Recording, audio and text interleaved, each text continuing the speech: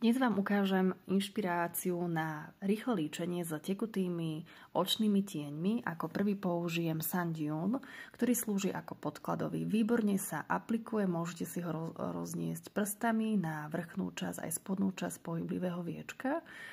A následne zafixovať transparentným púdrom, vďaka čomu vytvoríme efekt, že sa nám tiene nebudú zlievať a budú nám slúžiť ako podklad pod ostatné líčenie. Následne použijeme tienik, ktorým si budeme modelovať viečko. Je to odtieň Warm Desert, je to taká teplá ružovo-hnedá farbička, ktorú rozpracujeme práve v oblúku, aby sme si opticky zdvihli viečko a vytvorili si prechodový tieň, jemný prechod medzi zeleným tieňom, ktorý je naozaj najvýraznejší, in the trees, a ten aplikujeme do tzv. Bčka.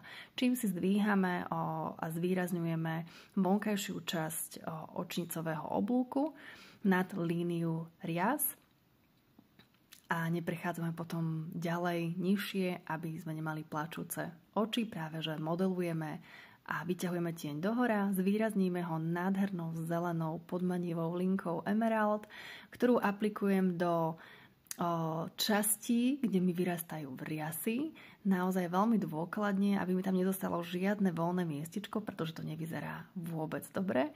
Takže ešte aj z tej spodnej časti línie rias sa presvedčím o tom, že je naozaj ceruska všade. No a na spodnú časť rias aplikujem cerusku Amethyst, je to taká fialkovo-hnedá ceruska.